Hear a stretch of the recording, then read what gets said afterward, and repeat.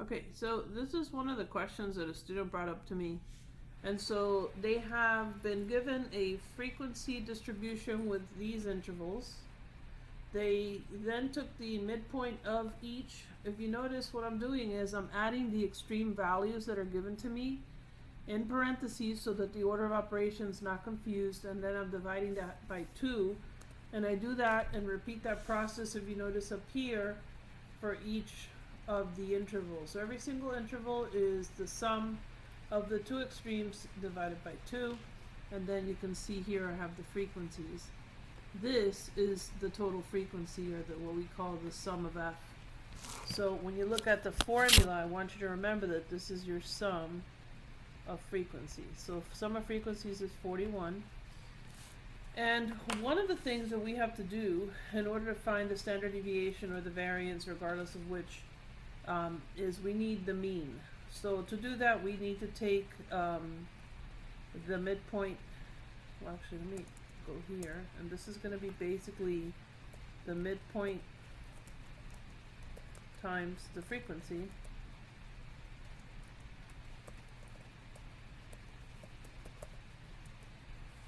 Alright, and so if I open this up, you'll see it better. Alright, and so that's your midpoint times frequency. And so we're going to say equals the midpoint 96 times the frequency of 4. And then we are, since I used the 2 buttons, I don't know if you noticed that, but I actually clicked and said times and then respective each cell. And then what I want to do is I want to drag that all the way down. Once I do that, I'm then going to take the sum of frequencies again. So I'll go to the Home tab, hit Auto Sum, and hit Enter. Alright. And so this cell that I'm about to populate here, or this cell that I did populate here, is nothing more than, and if you click on it, it's nothing more than this sum of x times f at this moment, right? So what we really need is, if you remember in the formula, we're going to eventually square that to obtain the actual value for the standard deviation. So at this point, I'm simply going to take this value, the 3310, and I'm dividing it by this value. Enter. Okay, you see how I got 80.73?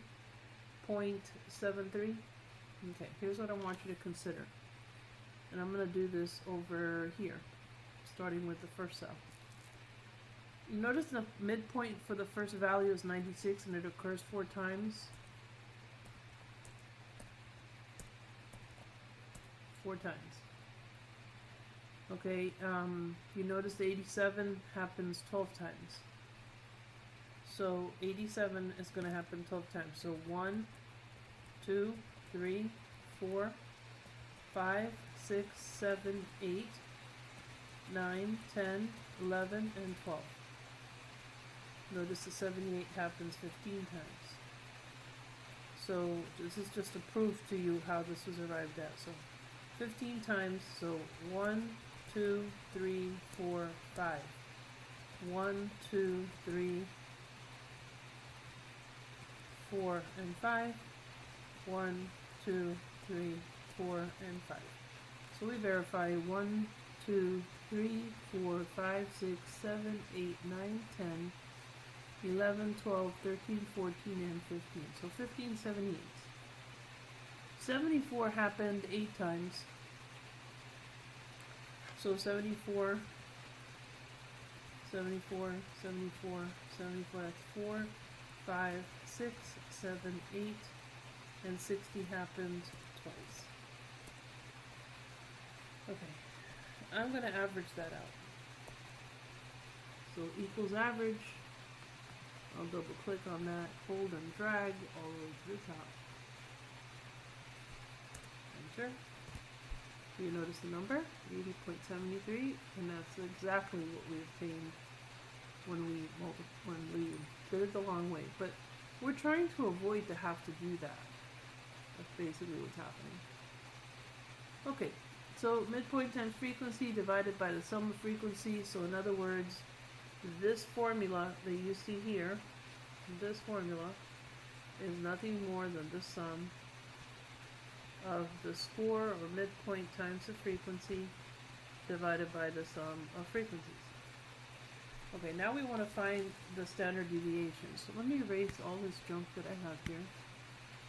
Hopefully it will erase nice and easy. Alright, let's see.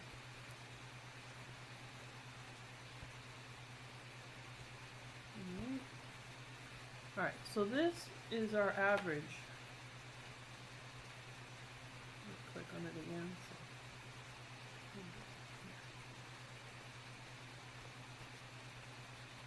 Okay, it's not letting me do the average right now, that's fine. Alright, so now we're going to do the standard deviation. And not to draw with touch. Okay. So to do the standard deviation, I'll do that over here. We're going to say, basically, we begin with equals. So it's going to be the score minus the mean. And that value, that difference, is going to be squared. So that's going to be raised to the second power, and we are then going to multiply that by the frequency respectively of each. Alright, so here's what's going to happen. This is equal to parentheses, the midpoint minus that mean that we obtained. You definitely want to click on this cell because we want to freeze it with the dollar sign in front of the column and the dollar sign in front of the row, so that each calculation goes back to that specific cell. We want that. Alright, we are then going to take this value, we're going to raise it to the second power, and we're going to multiply it times the frequency of the specific cell that we're using, right? So in this case, that would be that.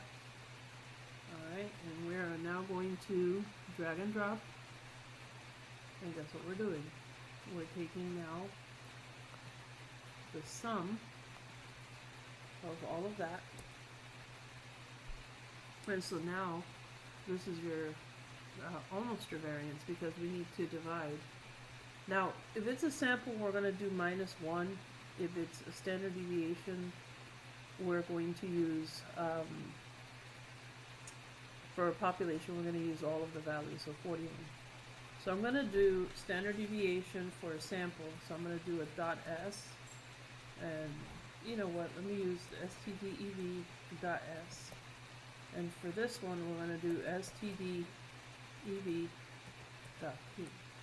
Okay, now I'm going to use first the functions for Excel, so equals std and then ev.s, so that's this one. So if this data is sample data, which I don't know if it's stated in the question or not because I didn't get that information, that's what we should get for the standard deviation if it's a sample. If it's a population, then it's std ev, but .p in that case, and it's still the same array. We're still going to hold this value from here all the way down to 60, the last value. Hit enter, and there you are. That's for the population.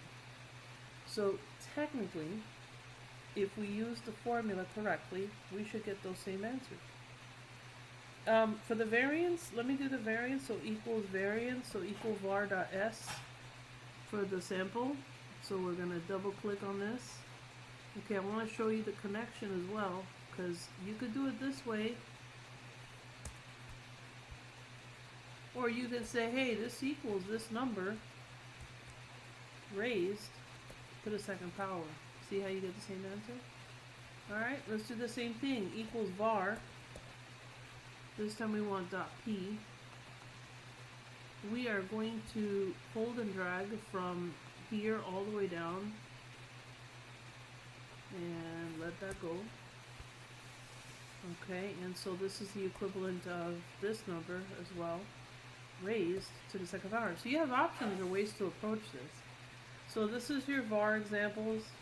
So this is a variance example going across. This is a variance example with a different method. And this is your standard deviation. I'm just going to put SD, standard deviation. This is your average, by the way, which we computed earlier. Okay, which we needed, by the way. Without the average, you can't continue with this formula. So this is our sum of all of that gobbledygook, and so I'm going to copy that up here. So this is going to equal that number divided by, let's go with population first. So let's go with 41. Look familiar? I should have done that on the other side because it matches this one. We come over here. So equals that total, I'll mark it in yellow eventually, divided by that 41.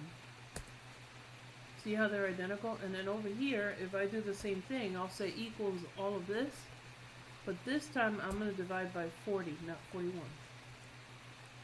See how these are identical? Okay, if I take the square root, so literally type square as cubed and this pops up, take the square root of that. See how it's 827? Repeat that process over here. Equals s cubed. That gives you square root of this number, and you get 8.17.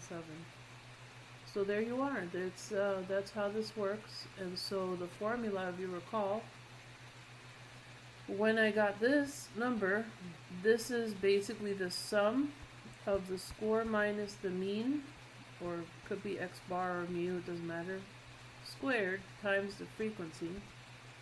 We're going to divide that by either, since I used mu, this will be by 41, or basically the sum of f. I'm just going to write f over that. Alright?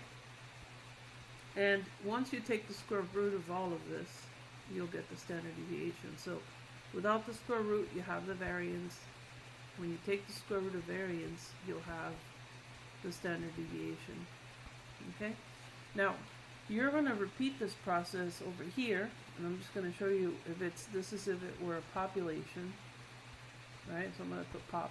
If it were a sample, the only difference is this would be the sum of x minus x bar squared times the frequency over the sum of frequencies minus 1. Again, if you take the square root of this, you'll have the standard deviation.